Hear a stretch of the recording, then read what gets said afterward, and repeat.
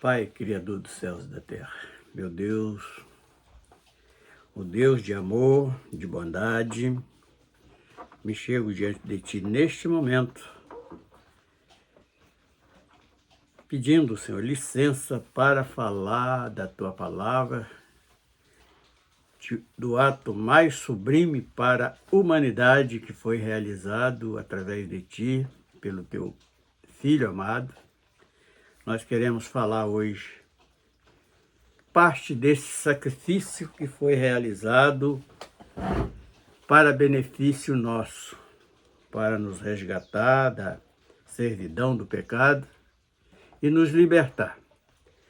E tem verdadeiramente nos libertado com esta verdade, este derramamento do sangue para a nossa expiação.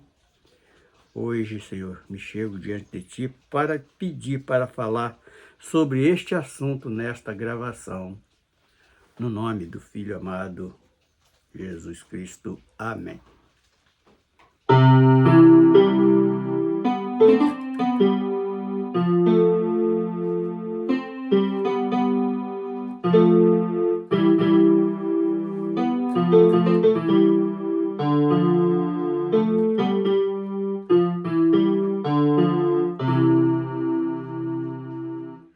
O sangue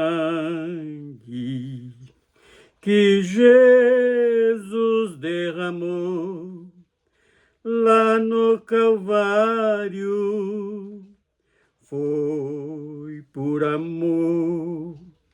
O sangue derramado que me expiou através deste sangue, hoje expiado eu sou.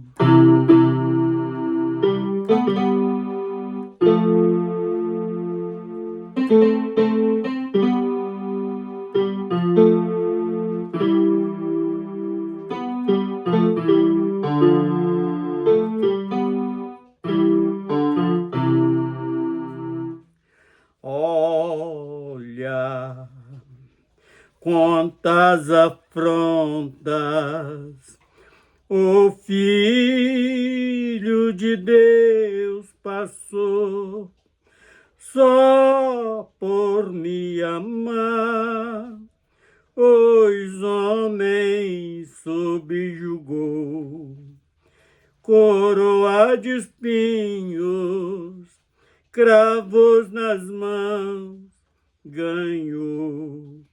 E hoje eu declaro, grato sou.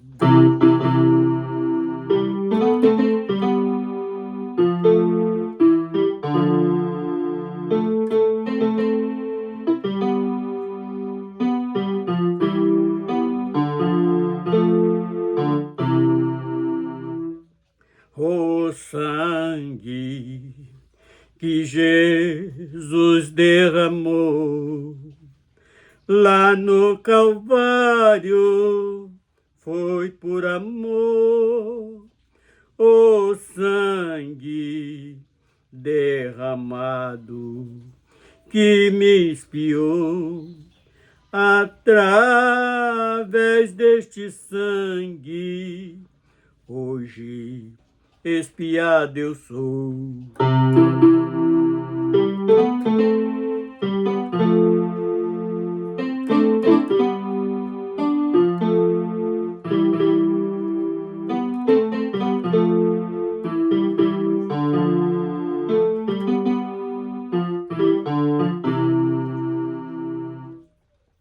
Se hoje o homem é perdoado do pecado que praticou, foi só porque ele se entregou e muitas vezes humilhado.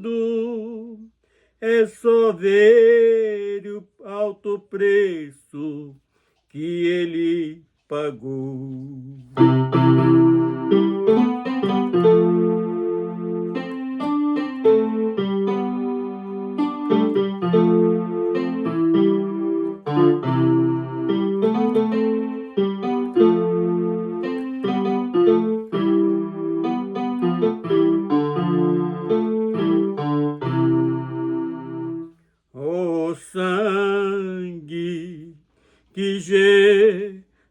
Jesus derramou, o sangue derramado que me espiou.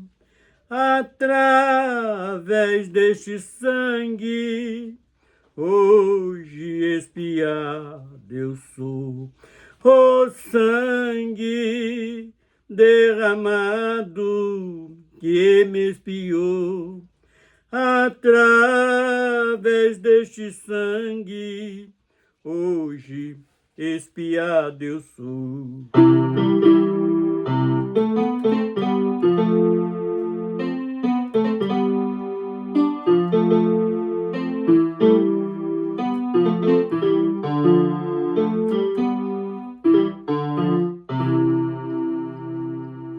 Aleluias. Bendito seja o nome do Senhor. Então vamos falar hoje algo muito interessante. As 4 fases da agonia, em 4 fases da agonia de Cristo. Primeiro nós vamos estar abrindo Lucas, Evangelho de Lucas, no capítulo 22, do verso 39 ao 46, que diz o seguinte: E saindo foi como costume para o Monte das Oliveiras. E também os seus discípulos seguiam.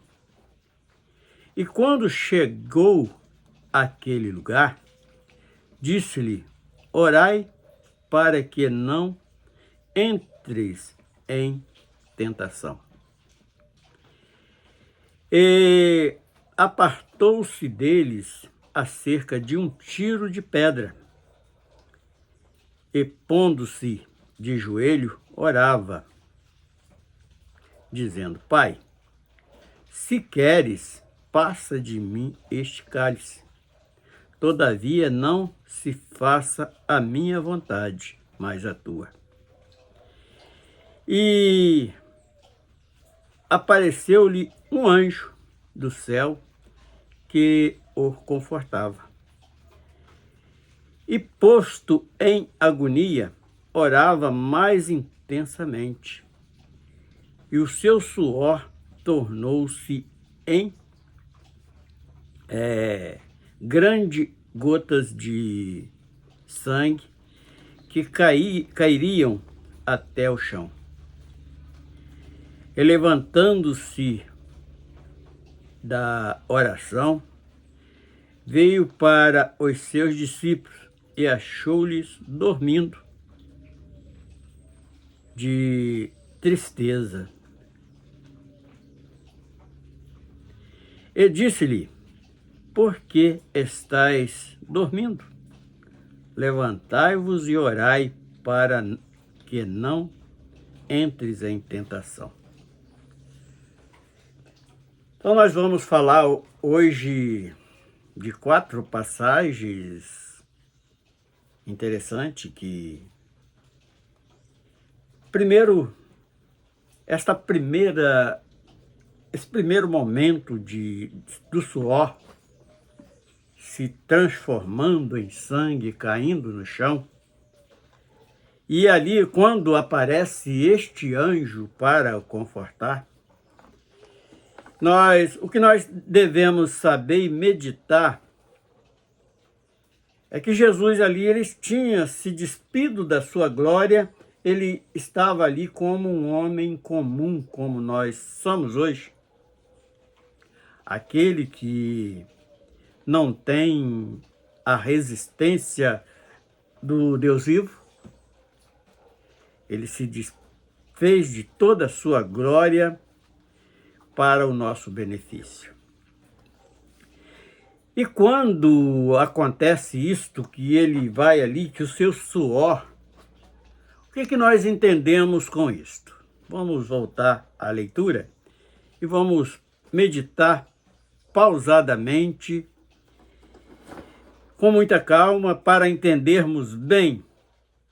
E saindo, foi, como de costume, para o Monte das Oliveiras, e também os seus discípulos o seguiam. Que ali era ele, o cabeça, os discípulos, representando a igreja, não a igreja que o homem conhece hoje, mas a igreja que é fiel e verdadeira, aquela que aceita todos os ensinamentos, a doutrina que ele vinha ensinando, e ele veio ali cumprir algo profético que foi profetizado tantas vezes por tantos profetas, que ele voltaria em um objetivo de livrar o homem da escravidão, mas não a escravidão de Roma, de Babilônia, do Egito, e de tantos outros lugares, da Síria e tantos outros lugares. A escravidão do pecado. E para perdão de pecado, nós precisamos saber que precisava ali de uma expiação, que é essa expiação? Um derramamento de sangue de um justo. E na face da terra não se encontrava, portanto, Deus olha do céu e não viu nem um justo sequer. E quando ele se dispõe a fazer isso, Pai, o Celestial, o Criador de todas as coisas, assim o ordena, e ele não. Mas ali, quando naquela condição de homens naturais que nós somos, ele nos deu alguns ensinamentos, principalmente, já que ele se fez homem e ele conseguiu resistir o pecado e passou, durante o tempo que ele passou aqui, ele passou sem pecar. E durante aqueles 3 anos e meio de ministério dele, para assim a realização das profecias que era dita através dele, mas aqui estava chegando o momento final. Então, com ele ali sai para orar, nos dando o exemplo de tudo na nossa vida, nós precisamos estar nessa postura que ele, mesmo naqueles momentos mais difíceis, aí é que nós temos que, muitas das vezes, nós, quando estamos passando um momento difícil, nos fogem a palavra para falar com o Criador. Mas ele dá este exemplo, sabendo tudo que iria acontecer com ele. E no versículo 40 ele diz assim: e quando chegou àquele lugar, disse-lhe, orai, para que não entreis em tentação. Então ele avisa os discípulos, olha, porque o momento era difícil. Já pensou um homem natural hoje no mundo, sabendo que ali o seu tempo nesta vida que tanto homem preza está chegando ao fim, e de uma maneira muito difícil, uma maneira muito humilhante, dolorida, e a única maneira que temos para suportar é ali nos entregando, principalmente em oração, e pedindo ao Pai para que nos dê esta resistência. Isso serve de exemplo para este tempo do fim, que nós sabemos que a besta está para assumir o governo terreno por um pequeno tempo. E com isso nós vemos aí tantas coisas acontecendo, porque é o cenário sendo montado para isto. E ele sabia que ali estava chegando o fim da sua trajetória aqui como homem carnal. E ele chama os seus discípulos, esses discípulos aqui, ele representa a igreja, mas não uma igreja mística que nós vemos hoje. Uma igreja que acredita em falsas revelações. Uma igreja que está vivendo uma palavra adulterada. Uma igreja que vive até uma prática de feitiçaria. Tantas ações. Não, está falando aqui da igreja, estamos falando da igreja verdadeira, a igreja que entendeu o projeto de de expiação, de redenção, e o projeto para voltar à eternidade. E o 41. E apartou-se deles cerca de um tiro de pedra. E pondo-se de joelho, orava. Então ele deu este exemplo. Mesmo sendo o Filho do Deus vivo, ele nos deu este exemplo quando ele mesmo orava. E se ele não quisesse passar por isso, bastava ele pedir ao Pai que mandasse ali várias legiões de anjos para livrar ele daquela situação que o Pai ia atender. Dizendo: Pai, se queres, passa de mim este cálice. Por que ele pede isso? Porque ali ele estava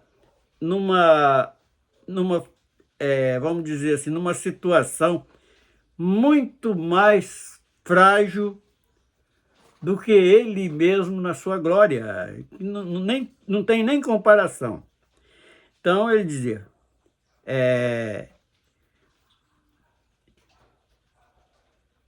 então, todavia, não faça a minha vontade, mas a tua. Então ele sabia o que ele tinha vindo, o que ele ia passar, mas sabendo ele, se entregando na mão do Pai, Deus, o Criador, daria a ele condição de suportar aquela tão grande afronta, aquele pedaço tão difícil. E apareceu-lhe um anjo do céu que confortava. Então, naquele momento, nesta oração, o Pai o atende, fala assim, olha, e mandou ali o anjo para confortar, que ele não estava ali à toa, era um ato muito interessante, muito importante para a humanidade que cresce naquele ato maravilhoso que ele estava passando por nos amar. E tudo isso que aconteceu foi pelo grande amor que Deus tem conosco, que somos criação das suas mãos. E o verso 44. E, posto em agonia, orava mais intensamente. E o seu suor tornou-se em grandes gotas de sangue, que corria até o chão. Então, esse versículo 44 aqui, o que nós vamos entender deste suor que se transforma em grandes gotas de sangue que chegava a escorrer até o chão. Ali ele estava assinando o contrato para com a humanidade. Que ele ia passar, porque pela minha vida, pela vida de todos aqueles que reconhecem que não tinha condição de pagar esse tão alto preço, ali ele estava assinando com o seu sangue o contrato para que nós fôssemos redimidos. É que ali a conversa dele não era com a igreja, era direto com o Pai, com aquele que criou todas as coisas. E o verso 45. Então foi o primeiro derramamento, por isso eu coloquei 4 fases da grande agonia de Cristo. E neste momento, ele sabendo de tudo que estava bem prestes a acontecer, era algo que era muito dolorido para um homem carnal, para um ser humano.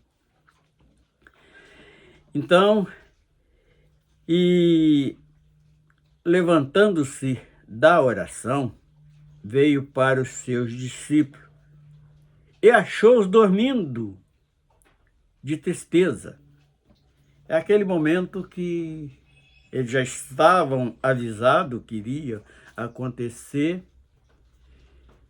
Ele, na fraqueza humana que existe, fala, o que vai ser de nós? eles se entregaram na tristeza, o que estava por acontecer. Então ele diz assim: e disse-lhes, por que estáis dormindo?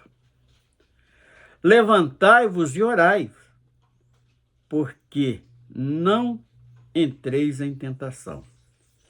Porque se parar de se apoiar no Criador, ele pode mudar a sua opinião e desistir desta caminhada quando está chegando no final. Por que nós falamos que está chegando no final? Porque nós sabemos que tudo isto, tudo aquilo que ele falou da sua volta do arrebatamento, está quase tudo se cumprindo.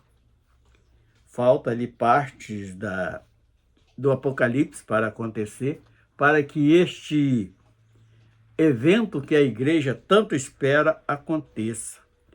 Então, aqui neste Lucas 22, do verso 39 ao 46, nós entendemos como o pacto que ele assina ali, o grande contrato para realizar a redenção. Inclusive vem o anjo e fortalece, e ele, com isto, ele executa o término desta obra tão importante para a nossa salvação. E ainda Lucas 22, do verso 63 ao 71, diz o seguinte: e os homens, que aqui já fala de Jesus perante o Sinédrio. O que era o Sinédrio? Era um corpo jurídico dos judeus, composto ali de sumos sacerdotes e escribas.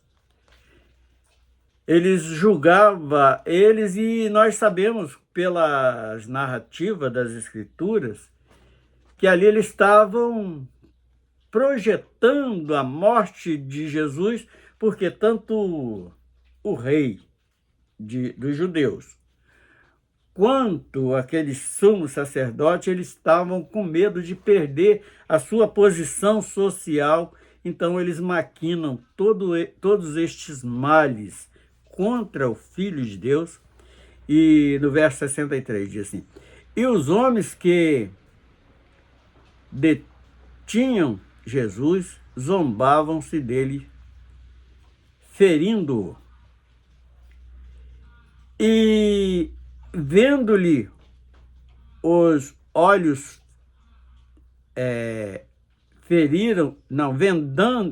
vendando-lhe os olhos, feriam-no no rosto e perguntavam-lhe, dizendo: profetiza, quem é que te feriu? Então eles fizeram tudo quanto foi tipo de humilhação, e era o povo que primeiro tinha que acreditar nas profecias que eles conheciam.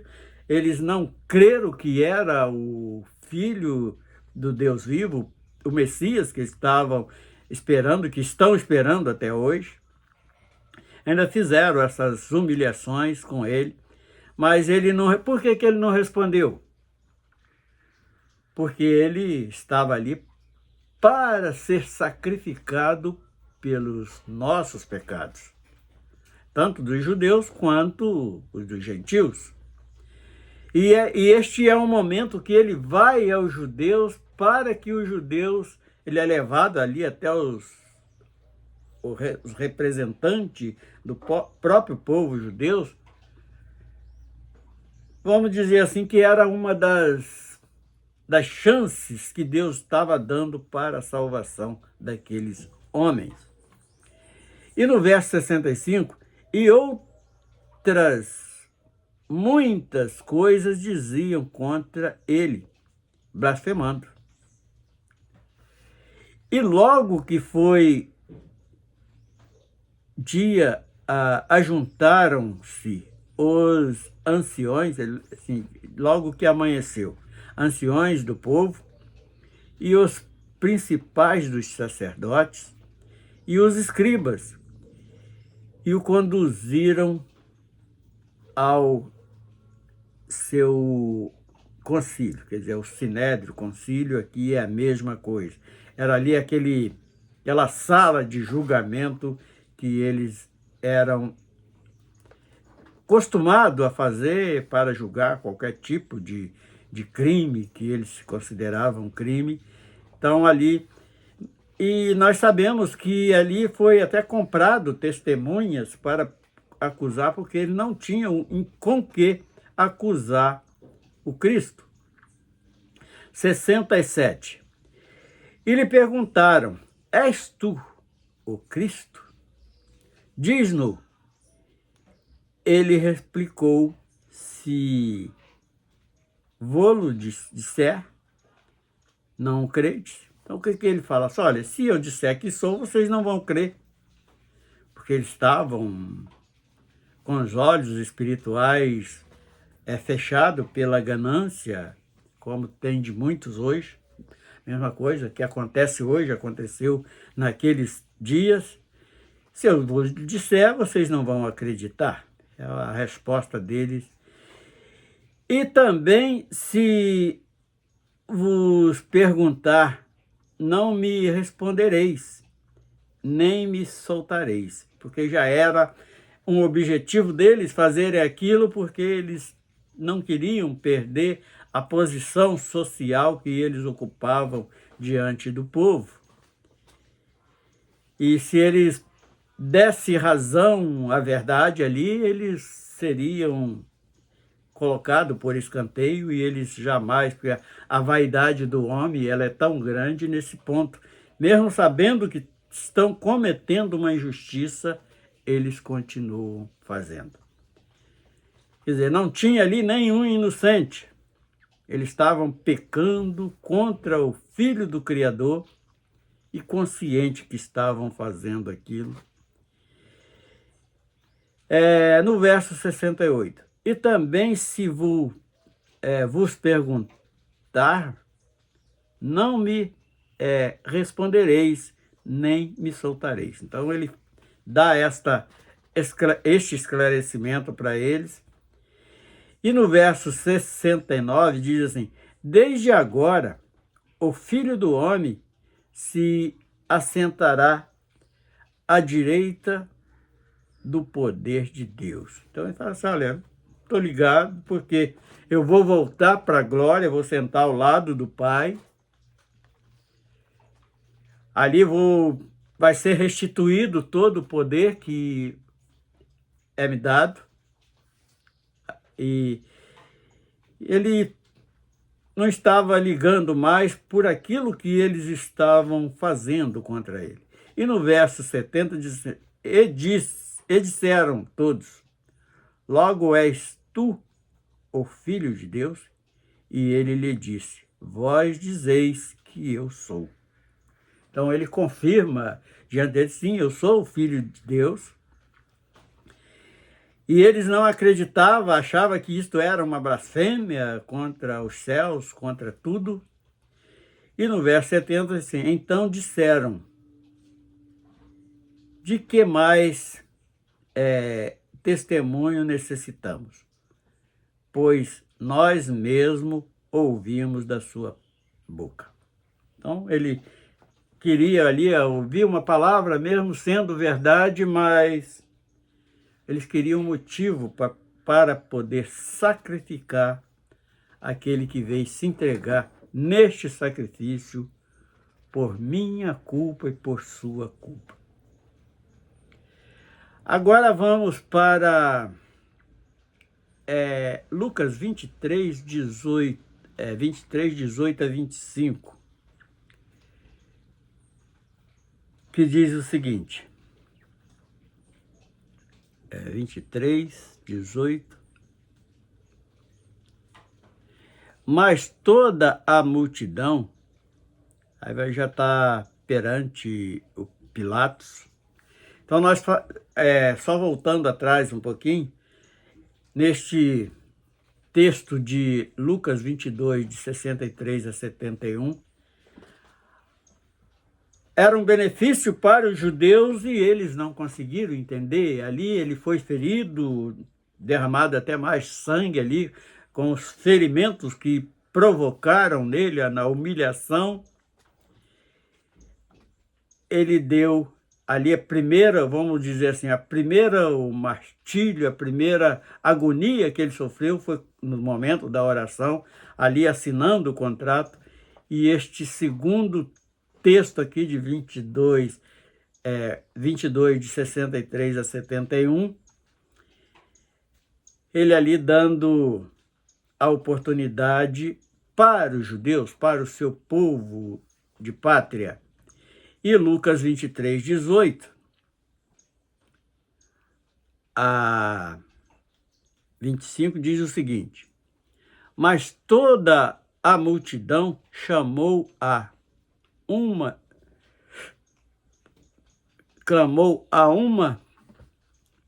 dizendo: fora daqui com este, eu sou fora daqui. Mas toda a multidão clamavam a uma só voz, dizendo: fora daqui com este, e soltar-nos Barrabás. Quem era Barrabás? Barrabás é o tipo de justiça que o homem quer hoje. O homem natural, ele quer esse tipo de justiça, porque Barrabás era um assassino, era aquele que se voltava, era um momento político ali, colocado na razão do homem, e eles pedem a soltura de Barrabás e sacrificar o justo. E o 19, o qual fora lançado na prisão por causa de uma sedição feito na cidade e de um homicídio. Quer dizer, ele era um assassino e além de um agitador que estava ali e eles querendo, que a função de Barrabás era querer combater contra os romanos, que era um mau negócio para eles, porque eles não tinham a defesa do Criador, de Deus, como foi na trajetória do povo quando chega ali para assumir a terra prometida. Eles não tinham, eles iriam perder mais uma vez. Então eles preferem Barrabás do que... E o qual fora lançado na prisão, tal, por causa de homicídio e de agitação contra o governo romano. Versículo 20. Falou, pois, outra vez Pilatos, querendo soltar Jesus. Mas eles clamavam em contrário, dizendo: crucifica-o, crucifica-o.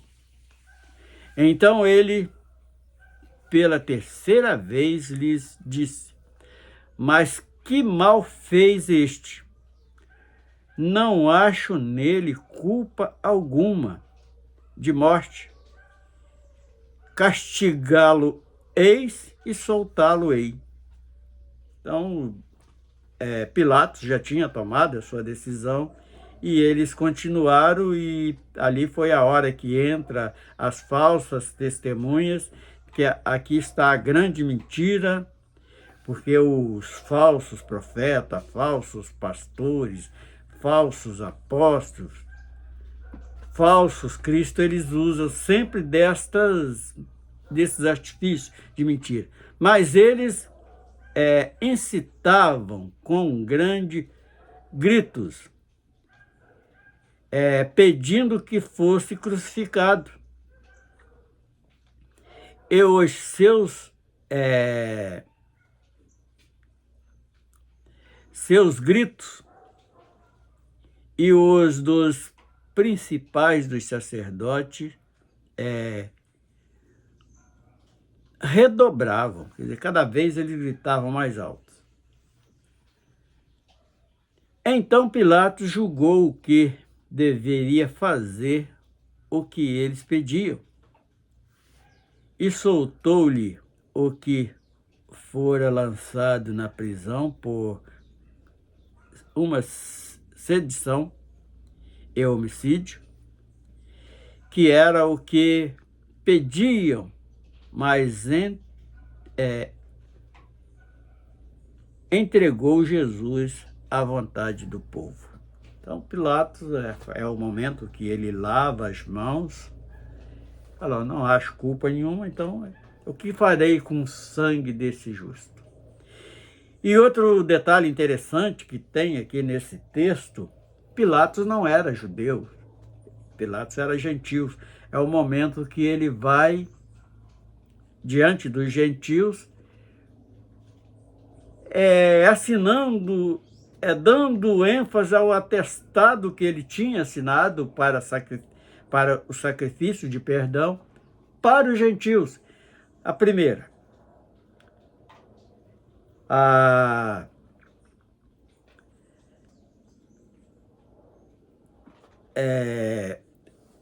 primeira fala do pacto que foi feito. Segundo, para os judeus. Terceiro, aos gentios.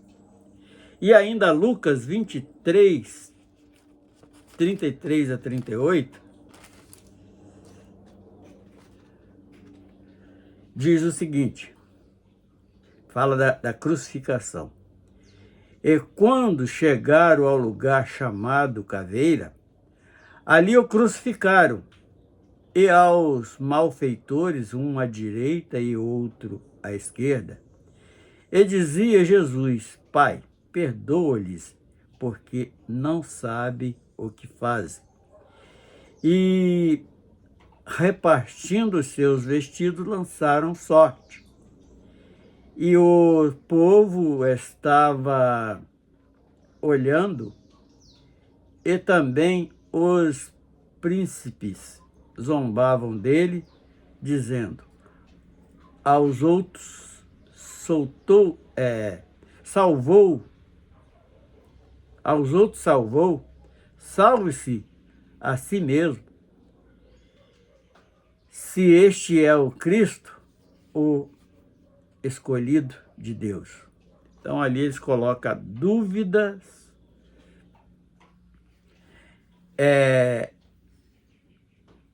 sobre Jesus, e vem o último versículo dizendo assim, o último versículo. E também por cima dele escreveu um título em letras gregas, romanas e hebraicas. Este é o Rei dos Judeus. Então eles tiveram que escrever ali a verdade, mesmo num plano de zombaria dele, mas escreveram. O que tem a ver? É o momento quando ele fala, perdoa este que não sabe, ele estava estendendo a toda a humanidade que aquele que cresce neste sacrifício alcançaria o perdão dos pecados. Então nós vemos aqui 4 partes da grande agonia de Cristo. Primeira, de Lucas 22, de 39 a 46, o contrato sendo assinado com sangue, que ali escorria gota de sangue. Lucas 22, de 63 a 71, também ali com as feridas, sangue derramado pelo chão,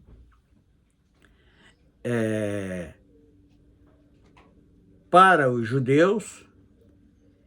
Lucas ainda 23, 18 a 25. Ele é levado aos gentios, que Pilatos representa os gentios, e 23, de 33 a 38, a conclusão que é a última fase desta grande agonia que fala da crucificação por todos aqueles que verdadeiramente reconhecem este sacrifício. Seu Deus, nós louvamos o teu nome, te bendizemos por esta grande maravilha e nós queremos te adorar, Senhor, por este tão grande sacrifício, por meu benefício e por benefício de todos os que crerem. No nome do teu Filho amado, Jesus Cristo. Amém.